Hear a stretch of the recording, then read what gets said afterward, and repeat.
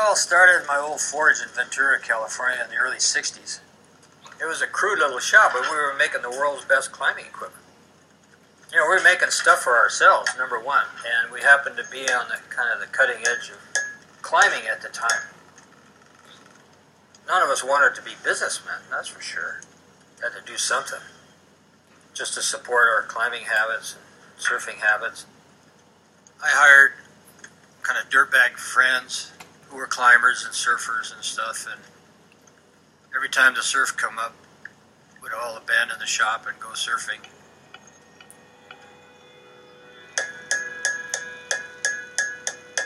One day in 1968, my friend Doug Tompkins said, "Hey, let's go down to Patagonia and go climb Mount Fitzroy." And picked up a 16mm Bolex camera to record the trip. Loaded the car up with surfboards and climbing gear and took off for a 10,000-mile trip down south. I think from the time we decided to go, it was like 2 weeks before we went. We bought this old van and took off from Ventura. 1968, you gotta remember the Pan American Highway was pretty wild. It was dirt road from Mexico City all the way south.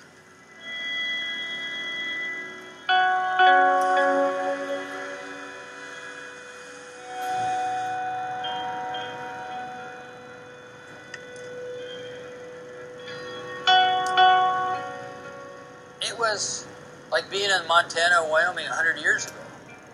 Here we're in an area that's the size of the whole American West, with no people. For those of us that grew up going out into the wilds of the world, where nature was basically untouched, we got into our souls a sense of beauty. That trip had a big influence on both Doug and I. It kind of set the course for what we're going to do later in life. For me, it was the best trip of my life.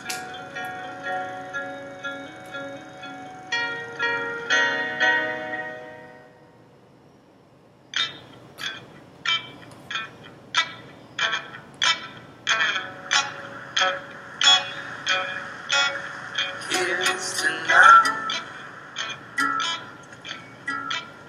Here's to now.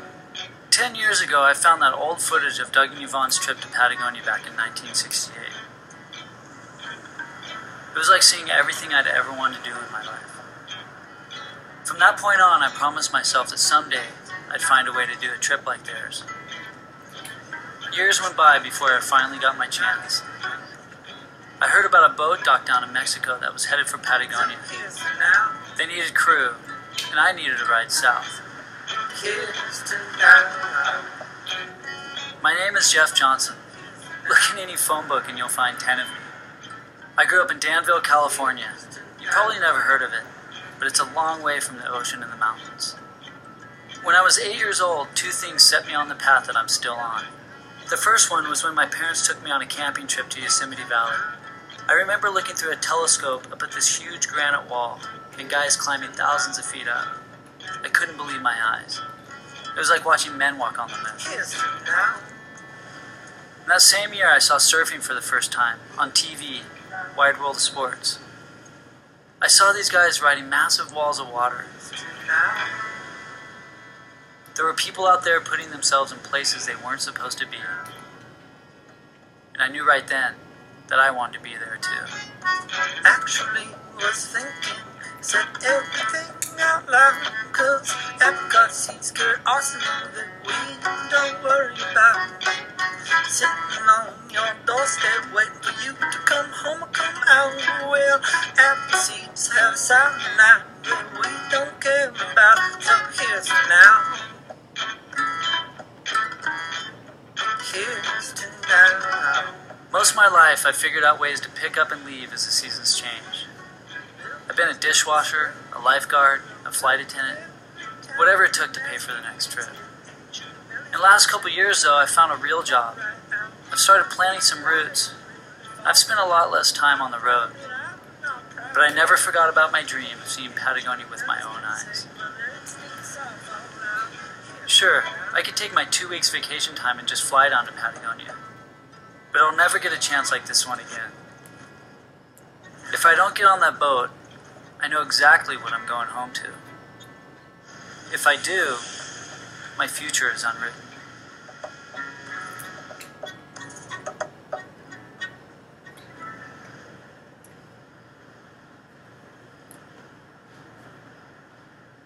I'm drawn to open country. It's where everything becomes clear, where the world makes the most sense. When I put myself out there, I always return with something new. A friend once told me, the best journeys answer questions that in the beginning you didn't even think to ask.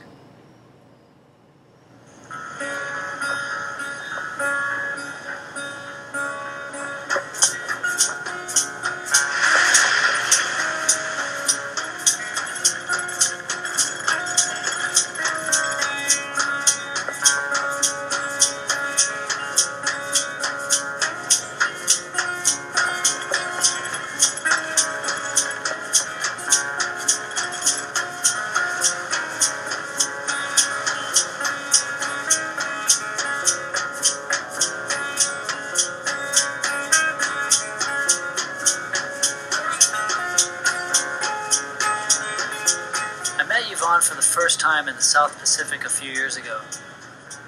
I told him about finding that old footage of his and wanting to get to Patagonia myself. Jeff is the real thing. He's just total dirtbag. Could live out of his car climbing in the valley. He's become a really good climber. Rides any kind of waves. He's just kind of hustling his way along so he can stay on the road.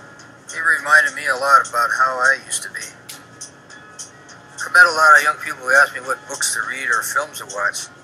I think it's a good way to start, but there's no substitute for just going there. Yvonne gave me a photo Doug had taken, a snapshot of a really remote coastline in Patagonia with a mountain called Corcovado. I've been carrying the photo around ever since, imagining myself on top of the ice-covered peak. For Yvonne and Doug, the best way to get down there was an old van. For me, it's turned out to be this 54-foot cutter called the Sea Bear. Alan, the captain, grew up in Patagonia, and he's taken his boat home. And me, I'm just lucky enough to hitch a ride.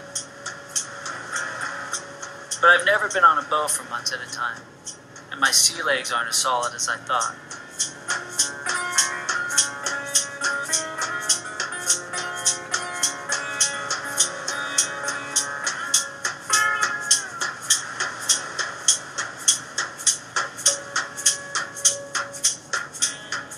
Stuff moving a lot, lots of movement. Kind of like the verge of nausea at all times. I'm at a major low point in my entire life. I haven't slept much. I'm trying to sleep right now. I'm doing great. I could vomit at any second. Ow.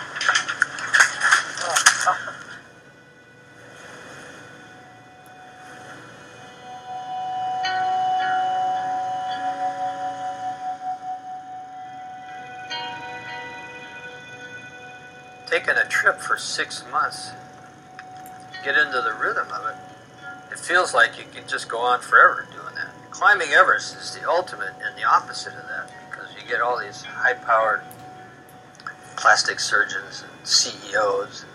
You know, they pay $80,000 and they have Sherpas who put all the ladders in place and 8,000 feet of fixed ropes. And you get to a camp and you don't even have to lay out your sleeping bag. It's already laid out with a little chocolate mint on the top.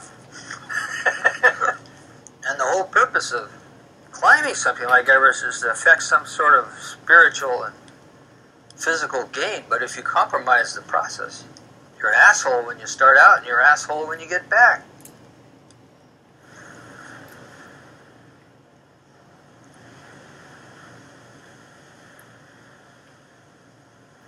Yvonne and Doug should be in Patagonia when I get there. They said I'd be welcome to a warm blanket and a hot meal on my way to Corcovado. Doug lives there full-time with his wife Chris, and Yvonne will be down there helping them with a big project they've been working on for almost 2 decades. Yvonne also told me the ice on Corcovado could be completely melted if I get down there any later than December. And and that can make it really difficult to make the summit. Which brings up one minor detail. I've never climbed on ice before. Even if I had, you still need a crew for something like this. And I couldn't think of anyone better than my two friends, Timmy O'Neill and Keith Malloy. You can check it by going like this. It's going to be a little abrupt, but watch. Yeah. See how it works like that? Yeah. So if the jugs were to mysteriously disintegrate, you would drop onto your grate and it would stop you instantly. Yeah. Timmy has climbed all over the world and put up record-breaking ascents in Yosemite Valley. He's climbed El Capitan in 3.5 hours. Even great climbers can take days. Keith quit the pro surf tour about 6 years ago, and since then he's devoted himself to discovering new surf spots around the world. He's been chased by grizzlies in Canada and shot at by rebels in the Spice Islands. He's a man of few words, but if there's any surf down there, this guy will find it. We thought a good warm-up for Keith would be the North American wall in El Capitan. Yvonne made the first ascent of this route back in 1964 when it was considered the most difficult rock climb in the world. It's still no cakewalk, which was interesting because Keith hadn't climbed much at all. Not to mention, the guy's afraid of heights. First it wanes and then it waxes.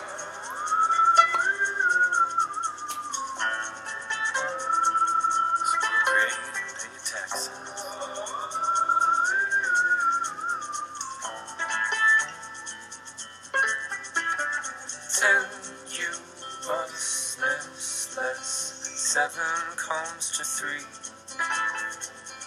Them you was plus C. 11 thank the heavens for their elasticity. And as for those who live and die for astronomy,